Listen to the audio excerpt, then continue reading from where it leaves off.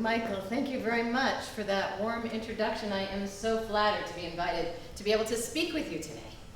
So show of hands, how many people here, as part of your working life, either attend or have to run status update meetings? Whoa, so that is like every single person in the house. Okay. And might you describe those experiences of running or sitting through status update meetings as being perhaps tedious, maybe a little bit boring? Yeah, right.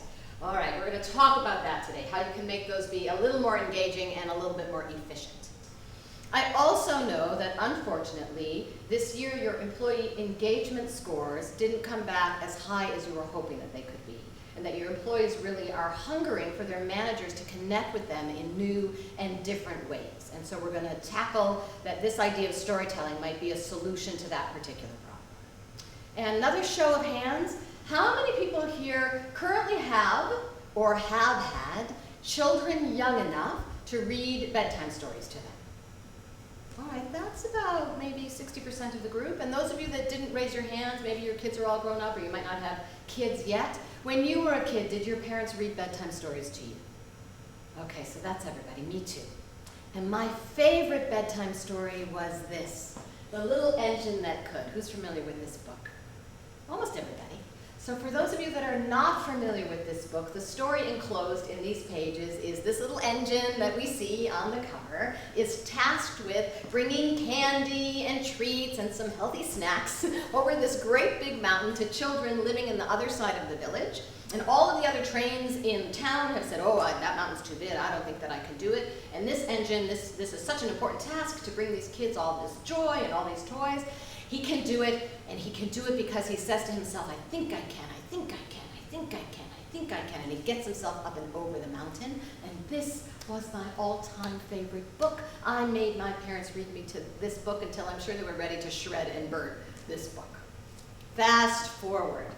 It's now the summer between 3rd and 4th grade, and I'm sitting in my avocado green kitchen eating the traditional American middle-class dinner, meat, potato, 2 veg.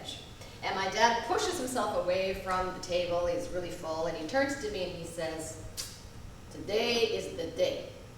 Today is the day we are going to get you to ride your bicycle without the training wheels. And my brother is so excited about this idea. Sheldon leans forward and he's like, oh, you're gonna ride like the wind. And I'm not so sure, but the next thing I know, we're all tromping out to the backyard, and I get out my bike from the garage, and it's this pink Schwinn bike with a banana seat, and the flowers all over it, and the white tassels hanging down, and my dad takes off the training wheels, and I get on the bike. And he's running up and down the driveway with me, getting me to practice, riding the bike. And about 2 hours later, he says, Carol, you're ready.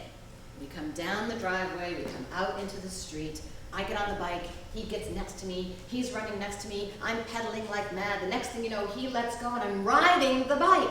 A little unsteady, but I'm actually riding the bike. And then I hear my brother from way in the back yell, watch out for the pricker bush! And the next thing you know, I've gone headlong into the Burberry hedge at the corner of my street. And it was okay, I didn't break any bones or anything. I was a little scratched up. But mostly, that kids get angry and surprised and upset all at once, and that kind of crying where the snot is like rolling down the front of their face, is that kind of crying. And I'm like, I can't do this, I hate my bike, this is stupid, I can't. And I went storming off back into the house.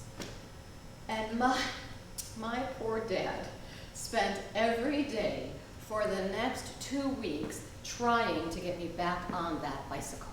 And he did everything that a good management consultant is supposed to do. He used incentives, he used pressures. An incentive was, we could ride your bicycle to Baskin Robbins, get you an ice cream cone. No, I don't want an ice cream today. A pressure was, if we're just going to keep this bicycle sitting in the garage collecting dust, we might as well give it to Lori Crystal across the street. She doesn't have a bicycle. Fine, give it away, I don't care. He tried full-on shame. You're going to be the only kid in the 4th grade that doesn't know how to ride a bicycle. I don't care. And my mom is watching this go on, night after night, day after day, for 2 weeks. The end of 2 weeks, she comes in to tuck me in just before I go to sleep. And she brings with her this book. And she says to me, you know, Carol, I always thought that you were the kind of girl that could do anything that you thought that you could do. I love you. And she leaves the book open to this page on my lap. And usually she turns off the light when she goes, but this night she kept the lights on because she knew that I was going to be reading the story in this book. And the next morning, I get out of bed early before anybody else in the house is up. I didn't want anyone to know what I was up to. I sneak into the driveway, I get on my bike, and I start practicing up and down the driveway. And at the end of that week, I could ride my bike all the way down past the Burberry hedge. And that is the power of story. I said earlier, my dad did everything that a good management consultant is supposed to do. He laid out a very clear plan in terms of managing this transformation project. Today's the day you're going to learn to ride your bicycle without the training wheels. And he didn't just leave me with the project plan. It was very specific, it was measurable, it was actionable, it was timely, it was realistic, it was a smart plan with smart goals, all of that. But he didn't just leave me with it. No. He was shoulder to shoulder with me, in the trenches, running next to me. He was sweating as much as I was sweating. He was coaching me right along. He used incentives. He used pressures. But he didn't know how to handle my resistance. And this is the problem during times of change. People get resistant. They don't want to do the thing that they've never done before. And they certainly don't want to do the thing that they've never done before, that they've already failed at. And my mother understood that the way to overcome this kind of resistance is that you have to make an emotional connection. And she used a story to make an emotional connection. She understood that a story could paint a picture of the future where it was possible for me to do something that I'd never done before. I could see my way into it. I could see myself doing it. She understood that I needed some encouragement to feel like I was strong enough to be able to tackle it. Well, what encouragement is actually injecting another human being with courage. You as a manager, you as a leader in the organization, that is an ongoing part of your job. You have to inject bravery into people to get them to try to do things that they've never done before. Part of what I understand you pride yourself on is your ability to innovate and problem solve. Well, innovation by definition is doing something that you've never done before. And stories can be a way for you to connect more authentically with the people that you lead and to get them to feel that they've got that kind of bravery that you're encouraging them to move into that next step. So today, what we're going to do is we are going to unpack the secrets that Hollywood screenwriters use to craft a compelling narrative. And we're going to apply those directly to the way you can craft a PowerPoint presentation. Because all a PowerPoint presentation is a series of slides that make up a storyboard, which can have, if you're crafty about it, a narrative arc that is very compelling. We're going to apply that directly to your work.